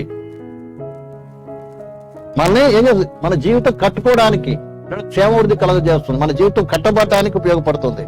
తర్వాత జ్ఞానాన్ని ఇస్తుంది. తర్వాత 10వది నిత్య జీవం ఇస్తుంది. 11వది సమాధానం ఇస్తుంది. 12వది మనలో సంతోషాన్ని పుట్టిస్తుంది. 13వది మనల్ని కాపాడుతుంది. తర్వాత 14వది రక్షణ కూర్చున్నటువంటి జ్ఞానము కలగజేస్తుంది. అందుకని మనం ఈ వాక్యానికి ఏం చేయాలి సార్? పరిపూర్ణముగా ఏం చేయాలి? విధేయత చూపించి చక్కగా చదివి ధ్యానించి మనసులో పెట్టుకుని ఆ ప్రకారము జీవించాలి. దేవుని వాక్యం తెలుసుకోవాలి. మనం లేఖనాలు బాగా గ్రహించాలి, తెలుసుకోవాలంటే మనము నిత్యము బైబిల్ చదవాలి, ధ్యానించాలి. అలాగే దైవజనం దగ్గర నేర్చుకోవాలి. ఎందుకు ఈ బైబిల్ స్టడీ అంతా కూడా? చక్కగా యాజవన ఆరాధనకి అయితే వెళ్ళాము, అయిపోయింది. చక్కగా మనము కదా సండే స్పెషల్ ఏదైనా చేసుకుని తిని హాయిగా నిద్రపోవచ్చు, రెస్ట్ తీసుకోవచ్చు. ఎందుకు? సరే మీరైతే మేము కూడా ఏం చేసి రెస్ట్ తీసుకోవచ్చు ప్రియమైన పిల్లలు. కానీ ఆ ఉద్దేశం ఏంటంటే ప్రియమారా, ఏ ఉద్దేశం ప్రభు రక్షించాడు, ఎందుకొరకు మీరు రక్షింపడ్డారో, రక్షణ ఏం కావాలి? సంపూర్తి అవ్వాలి, రక్షణలో ఎదగాలి, రక్షణ పరిపూర్ణ చెందేయాలి. ప్రియమారా, దేవుని యొక్క మీరు అందరు కూడా ఏం చేయాలి? నిలబడాలి. మా తర్వాత మీరు కూడా ఏం కావాలి? మా స్థలంలో మీరు నిలబడి ఏం చేయాలి? ఇదే పరిశుద్ధ గ్రంథాన్ని, దేవుని వాక్యం యొక్క మహత్వాన్ని, దేవుని వాక్య గొప్పతనాన్ని ఏం చేయాలి? ఇతరులకు తెలియపరచాలి. ఆ ఉద్దేశం. అందుకని ప్రియమారా, హృదయపూర్వకంగా దేవుని వాక్యం చదవండి, ధ్యానించండి, మనసులో పెట్టిన అర్థంగా నడవండి. ప్రభు మీ ద్వారా గొప్ప కార్యము జరిగిస్తాడు. అతడు కళ్ళు మూసుకొని ప్రార్థన చేసుకుంటాడు. అలా తెలుస్తాడు. అందులో మోకరించి కళ్ళు మూసుకొని ప్రార్థన చేసుకుంటాడు. Thank you lord, thank you lord, thank you lord. Praise you lord. మహోన్నతానికి వందనాలు, మహాపరిశుద్ధానికి వందనాలు, పరలోక తండ్రికి వందనాలు, జీవముల దైవమానికి రాజు రాజానికి వందనాలు. సాయంకాల సమయంలో యవనసులతో ప్రభు ఈ బైబిల్ మాట్లాడు చూపిస్తున్నాను. ప్రత్యేకించి ప్రభా, ఈ వాక్యం మా జీవితాల్లో ఏమి కలుగజేస్తుంది, ఎలాంటి కార్యాలు చేస్తుందో అది తెలియపరిచిన వందనాలు చూపిస్తున్నాను. కాబట్టి ఈ వాక్యం ద్వారా ఏ కార్యమైతే మాలో నాలో ప్రభు ఈ వాక్యం వింటున్న వారందరిలో జరిగించాలనుకున్నటువంటి ప్రతి కార్యం జరిగించి మేమందరము కూడా ఎదురు నిలబడ్డానికి, ఈ సంకల్పంగా మా జీవితాలు చక్క చేయబడి కట్టబడి ఈ జ్ఞానంతో నింపబడి ఎదురు నిలబడ్డానికి మనం సిద్ధపరచండి.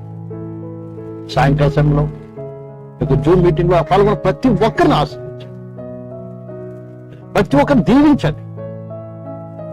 ఈ వాక్యం ఉంటుంది ఒక్క కార్యం అనుభవించినట్టుగా సహాయం.